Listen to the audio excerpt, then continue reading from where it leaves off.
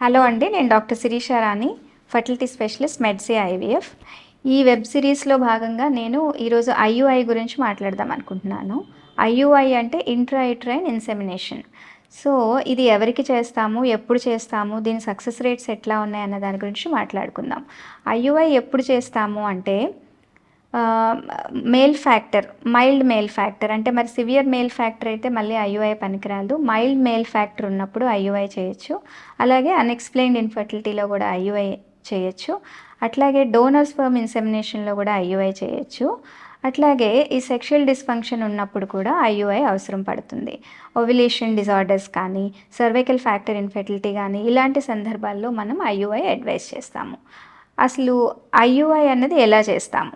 Generally IUI procedure ఏంటంటే, లేడీకి egg release అయ్యే టైంలో హస్బెండ్ నుంచి స్పర్మ్ తీసుకొని ఆ స్పర్మ్లో హెల్దీ స్పర్మ్స్ని కాన్సన్ట్రేట్ చేసి యూట్రస్ క్యావిటీలో దాన్ని ప్లేస్ చేసి మనం ఫర్టిలైజేషన్ జరిగేలాగా చూస్తామన్నమాట.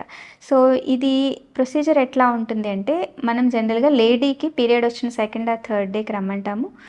ఏజ్ తక్కువైన వాళ్ళకి సింపుల్గా 5 days ట్యాబ్లెట్స్ ఇస్తాము. సెకండ్ డే నుంచి 6th day దాకా ట్యాబ్లెట్స్ ఇచ్చి ఫాలిక్యులర్ మానిటరింగ్ అని చేసుకుంటాము. Once egg size 18 to 20 mm రాగానే ఎగ్ రప్చర్ కావటానికి ఇంజెక్షన్ ఇచ్చి 24 hours-కి 48 hours-కి 2 times ఐయుఐ చేస్తాము. కొన్ని సందర్భాల్లో ఓన్లీ 36 to 42 hours మధ్యలో సింగిల్ ఐయుఐ కూడా చేస్తాము. దీనివల్ల చాలామంది సక్సెస్ రేట్, ఒకసారి ఐయుఐ చేయగానే ఎంత సక్సెస్ రేట్ ఉంటుంది, 100% ఉంటుందా అనుకుంటారు. అట్లా కాదు. ఐయుఐలో ఒక సైకిల్లో 10 to 12% సక్సెస్ రేట్ ఉంటుంది. జనరల్గా ఐయుఐ ఎన్నిసార్లు ట్రై చేయొచ్చు? ఐయుఐ అన్నది మ్యాక్సిమం 3 to 4 times మాత్రమే ట్రై చేస్తాము. ఎందుకంటే ఇందులో క్యూములేటివ్ సక్సెస్ రేట్ అంటాము. జనరలీ 3-4 times ట్రై చేసినప్పుడు 40 to 50% సక్సెస్ ఉంటుంది. సో ఇది కూడా ఈ సక్సెస్ రేట్ ఏజ్ బట్టి, ఒబేసిటీ ఉంటే మళ్ళీ సక్సెస్ తగ్గుతుంది.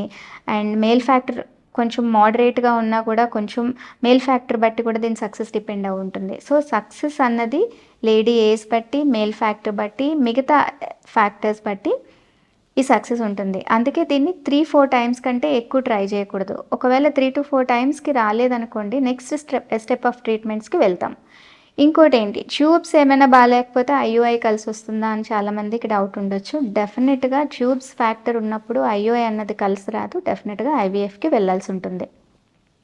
ఐయుఐ అన్నది ఓన్లీ నేను ముందు చెప్పిన సందర్భాల్లో మాత్రమే దానికి అడ్వాంటేజ్ ఉంటుంది. చాలాసార్లు అంటే ఊరికే మేము అక్కడ 10 సార్లు చేసుకొచ్చాం, 12 times చేసాం ఐయుఐ అన్న, అట్లా చేయకూడదు. ఐయుఐ ఎప్పుడూ మనం మ్యాక్సిమం 3 to 6 cycles, అంతకు మించి చేసినా కూడా ఉపయోగం ఉండదు. ఒకసారి 3 to 6 times చేసిన తర్వాత కూడా ఫెయిల్ అయితే డెఫినెట్గా ఐవీఎఫ్ అన్నది ఒకటే సక్సెస్ రేట్ ఇస్తుంది. సో ఐయుఐ గురించి తెలుసుకోవాలనుకుంటే నా అపాయింట్మెంట్ కోసం ఈ కింద నెంబర్కి డయల్ చేయండి.